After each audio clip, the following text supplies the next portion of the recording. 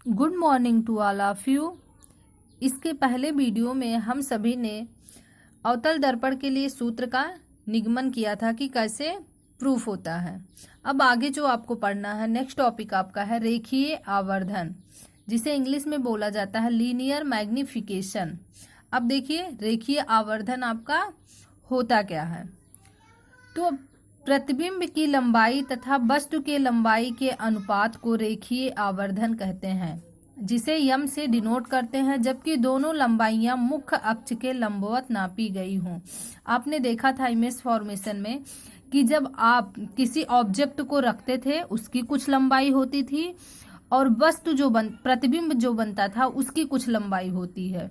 तो उन्हीं का जो अनुपात होता है वही आपका कहलाता है क्या, रेखीय आवर्धन। आवर्धन का मतलब ही होता है उसके बड़े से कि इमेज जो है वो कितना बड़ा है। देखिए क्या होता है, एक पॉइंट आपका है कि मुख्य अक्ष के ऊपर की दूरियां धनात्मक तथा नीचे की दूरियां ऋणात्मक ली जाती हैं। अतः सीधे प्रतिबिंबों के लिए आवर्धन धनात्मक तथा उल्टे प्रतिबिंबों के लिए आवर्धन ऋणात्मक होगा। अब देखिए आवर्धन का मतलब सिर्फ आपको ये तो पॉइंट आपके जानने के लिए है कि अगर आपको समझ में नहीं आएगा तो कैसे करेंगे। बाकी आवर्धन का जो मतलब होता है वो इतना ही होता है कि जो प्रतिबिंब की लंबाई और वस्तु की लंबाई का अनुपात होगा वही आपका आवर्धन कहलाएगा। अब देखिए इसका मतलब क्या है, इसको एक फिगर के माध्यम से हम आपको बताते हैं। देखिए यहाँ पे हम क्या किए, एक दर्पण बनाए, नाम दिए इसको, और यहाँ पे पोल बनाए। अब बीच में इसके क्या बनाए, वक्रता केंद्र बनाए, इसके बीच में फोकस बनाए। अब यहाँ पे हम क्या किए कि एक वस्तु रखे, ठीक है, यहाँ पे एक वस्तु रखे। अब इसकी कुछ ना कुछ तो लंबाई होगी, तो इसको हम क्या कर लिए, y1 मान लिए, ठीक है। इसकी लंबाई को मतलब वस्तु की लंबाई को कितना मान लिए, y1। अब देखिए आपसे क्या बोले हैं कि ऊपर की दिशा में जब हम लेंगे तो वो दूरी आपका क्या होगा, धनात्मक होगा। क्यों धनात्मक होगा, ये आपको समझाया गया है चिन्ह परिपाटी में। तो ये प्लस होगा क्योंकि ये ऊपर की दूरियां धनात्मक नापी जाती हैं। अब देखिए ये जो वस्तु प्रतिबिंब बन रहा है ये आपका क्या है, इसकी भी कुछ लंबाई होगी। तो इसकी जो लंबाई होगी इसको हम क्या मान लेते हैं, y2, ठीक है। अब देखिए ये आपका अगर मूल बिंदु हो गया तो इसके नीचे की दूरी ऋणात्मक होगी, इसकी कुछ लंबाई है, तो ये आपका क्या हो जाएगा, -y2 हो गया, ठीक है। अब इन्हीं दोनों का जो अनुपात होता है वही आपका कहलाता है आवर्धन। तो इसको प्रूफ कैसे करेंगे, प्रूफ करने के लिए आप ये फिगर बनाएं। अब इसमें जो चीजें आप माने कि माना I डैश जो है ये प्रतिबिंब है जिसकी लंबाई कितना है, y2। आप इसे h1 h2 से भी डिनोट कर सकते हैं हाइट के रूप में, y2 y1 भी लिखेंगे, उससे कोई प्रॉब्लम नहीं है। और इसकी लंबाई माने y डैश जो आपका है प्लस y। अब ये भी जब हम लिखेंगे तो साइन के साथ ही लिखते हैं। और क्या मानते हैं कि जो आपका pi है इसकी लंबाई क्या है, आपका -b है। P से I की लंबाई -b है। माइनस क्यों लिया गया, क्योंकि ये आपका इधर साइड है, इधर होता तब पॉजिटिव लेते। और उसके बाद PO की बात करें तो ये आपका जो है -u है। तो उसके बाद हम क्या करेंगे, अब देखिए आपको डिफिनेशन क्या बताया गया कि वस्तु की लंबाई और प्रतिबिंब की लंबाई का अनुपात जो होता है वही आपका होता है आवर्धन। अब देखिए ये आपका हो गया किसकी लंबाई, प्रतिबिंब की लंबाई, और वस्तु की लंबाई ये हो गया। तो दोनों का अनुपात, इसका और इसका अनुपात किसके बराबर होगा, PI बटे PO के बराबर होगा। PI का मान कितना है, -b है, और PO का मान कितना है, -u। तो देखिए आपका क्या हुआ। अब ये चीज आपको बताया है कि क्या होता आवर्धन, जिसको मैग्निफिकेशन बोलते हैं, इसीलिए इसको यम से डिनोट करते हैं। तो यम बराबर आपका कितना हो जाएगा, यहां से देखिए आपका हो जाएगा यम बराबर -b/u, ठीक है। तो ये आपका फार्मूला हो गया। ये उत्तल अवतल दोनों दर्पण के लिए यही होता है, ठीक है। तो इसको आप हमेशा याद रखेंगे जिससे आपका न्यूमेरिकल सॉल्व होगा। देखिए आपसे यहाँ पे कुछ पॉइंट है, कुछ केस बनेगा, ये आपको समझ लेना है, बाकी ये रटने की जरूरत नहीं है। जब आप क्वेश्चन सॉल्व करेंगे तो आपको खुद को खुद याद हो जाएगा।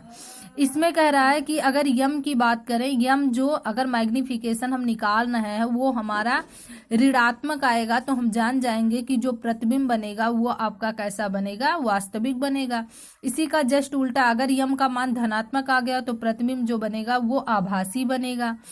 यदि बात करें कि y1 y2 दोनों क्या हैं, बराबर हैं, तो उस स्थिति में देखिए कह रहा है कि जितना लंबा अगर हम वस्तु रखें यहाँ पे, उतना लंबा प्रतिबिंब बन जाए।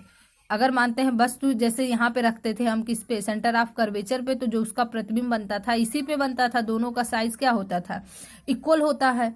तब देखिए अगर वस्तु की लंबाई हम 2 सेंटीमीटर ले लें और प्रतिबिंब जो बन रहा है उसकी भी लंबाई 2 सेंटीमीटर ले लें, तो अनुपात ही आपका आवर्धन होता है, तो 2 और 2 कैंसिल होकर कितना आ जाएगा, 1 आएगा ना। तो ऐसी की स्थिति में आपका क्या हो जाएगा, 1 1 हो जाएगा। तो कहेंगे कि जो प्रतिबिंब बनेगा वो कैसा बनेगा, बिंब के आकार का, मतलब जो वस्तु रख रहे हैं उसी के आकार का ही प्रतिबिंब बनेगा। लेकिन अगर y2 मतलब जो इमेज फॉर्म हो रहा है, इमेज जो बन रहा है वो बड़ा हो जाएगा किससे, जो वस्तु रख रहे हैं उससे। तो आप जान रहे हैं कि यम जो आएगा मतलब आवर्धन जो आएगा वो बड़ा हो जाएगा 1 से, तो उस दशा में हम कहेंगे कि प्रतिबिंब जो है बिंब से बड़ा बनेगा। ठीक है, जो प्रतिबिंब बनेगा वो वस्तु के आकार से बड़ा बनेगा। ऐसे ही इसका जस्ट उल्टा होता है कि अगर ये आपका छोटा हो गया, ये बड़ा हो गया, तो इस स्थिति में प्रतिबिंब बिंब से छोटा बन जाएगा। और एक चीज याद रखिएगा कि समतल दर्पण का आवर्धन सदैव 1 होता है।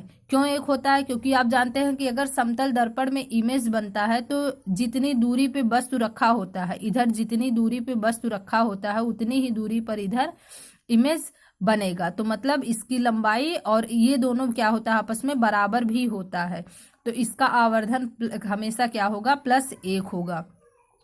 और जानते हैं कि धनात्मक चिन्ह आभासी प्रतिबिंब को दर्शाता है, मतलब अगर चिन्ह उसका निगेटिव आएगा तो वो यहाँ पे जो धनात्मक चिन्ह है ये क्या दिखाएगा कि हमेशा जो प्रतिबिंब बनता है वो आभासी बनता है। ठीक है, अब इसमें एक केस होता है कि यदि यम का मान पॉजिटिव आए और यम जो है वो बड़ा आए, किससे, 1 बड़ा हो जाए यम से, मतलब यम छोटा हो जाए, तो दर्पण उस समय कहेंगे कि उत्तल दर्पण होगा। ऐसे अगर यम बड़ा हो जाए 1 से तो दर्पण अवतल दर्पण होगा, अगर यम निगेटिव हो तो दर्पण अवतल दर्पण होगा। तो ये सब आपको याद नहीं करना है, बस एक बार समझ लेना है कि कैसे होता है। अब नेक्स्ट जो आएगा वो आएगा आपका अपवर्तन।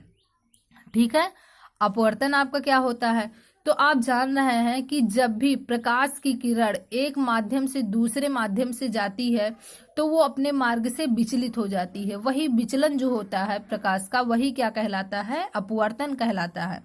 अब देखिए यहाँ पे एक बना दिए हैं विरल माध्यम, यहाँ पे सघन माध्यम। विरल का मतलब क्या हो गया कि उसके मॉलिक्यूल जो होते हैं वो बिल्कुल पास पास होते हैं, मतलब इसमें बिल्कुल स्पेस नहीं होता है। और ये सघन माध्यम जो होता है, विरल का माध्यम होता है, विरल का मतलब होता है कि उसके मॉलिक्यूल दूर दूर होते हैं, ठीक है, उसमें स्पेस रहता है। बल्कि सघन का मतलब होता है कि मॉलिक्यूल उसके जस्ट पास पास होते हैं। ऐसे यहाँ पे जैसे विरल का मतलब यहाँ हो जाएगा वायु। अब देखिए वायु की बात करें तो उसके मॉलिक्यूल दूर दूर होंगे, और सघन में आप ले सकते हैं कांच ले सकते हैं।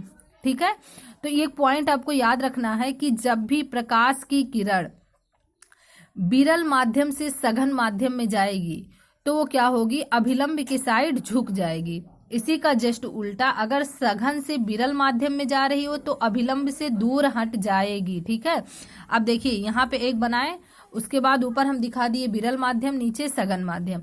अब ये रेज जो आएगी इसे क्या बोलेंगे हम, आपतित किरण, और इसको बोलेंगे अपवर्तित किरण। अब इस पे अगर अभिलंब बना दें, ठीक है, तो ये अभिलंब की तरफ झुकी हुई है, और अगर इसे हम यहाँ पे अभिलंब बना दें तो ये अभिलंब किससे दूर हटी हुई है। ठीक है, तो इसके कोण की बात करें तो इसे आई बोलते हैं, इसके कोण को आर बोलते हैं। ठीक है, तो ये पॉइंट आपका हो जाएगा कि जब प्रकाश की किरण सघन माध्यम से विरल माध्यम में जाती है तो अभिलंब से दूर हट जाती है, तथा जब विरल माध्यम से सघन माध्यम में आती है तो अभिलंब की ओर झुक जाती है। अब इसी के आधार पे आपका नियम जो होता है अपवर्तन का नियम, जैसे आपने प्रकाश का परावर्तन के नियम पढ़े थे ऐसे ही आपका होता है अपवर्तन का नियम। तो इसे समझेंगे क्या होता है। पहला नियम तो वही होता है कि आपका आपतित किरण, अपवर्तित किरण तथा आपतन बिंदु पर अभिलंब तीनों एक ही तल में स्थित होते हैं या एक ही तल में होते हैं। दूसरा नियम जो आपका होता है, किन्हीं दो माध्यमों के लिए तथा एक ही रंग के प्रकाश के लिए, ठीक है, एक मतलब माध्यम जो हो अलग अलग हो लेकिन प्रकाश हो जो एक ही रंग का हो, आपतन कोण की जया साइन आई तथा अपवर्तन कोण की जया साइन आर का अनुपात एक नियतांक होता है, अर्थात साइन आई बटे साइन आर बराबर नियतांक। इसे जो होता है एन से रिप्रेजेंट किया जाता है, ठीक है, एन से दिखाया जाता है। आगे देखिए आपका क्या है कि इसे क्या बोला जाता है, इसे पहले माध्यम के सापेक्ष दूसरे का अपवर्तनांक कहते हैं तथा इसी को स्नेल का नियम भी कहा जाता है। अगर आपसे स्नेल का नियम पूछे तो भी आप वही बताएंगे। ये देखिए आपका कुछ पॉइंट है, यदि प्रकाश की किरण वायु से कांच में प्रवेश करती है तो अपवर्तनांक को वायु के सापेक्ष कांच के अपवर्तनांक से व्यक्त किया जाता है। तो इसे हम कैसे दिखाएंगे, ऐसे, ठीक है। दूसरा पॉइंट आपका जो बनता है, एक माध्यम के सापेक्ष दूसरे का अपवर्तनांक उन माध्यमों में प्रकाश की चालों के अनुपात के बराबर होता है। तो ये रहे आपके अपवर्तन के कुछ पॉइंट और उसके नियम। अब हमको एक टॉपिक पढ़ना है जो कि आपका है लेंस। उसके बाद उससे कैसे इमेज बनेगा ये सब के बारे में डिस्कस करेंगे। उसके बाद अभ्यास प्रश्न पे आएंगे।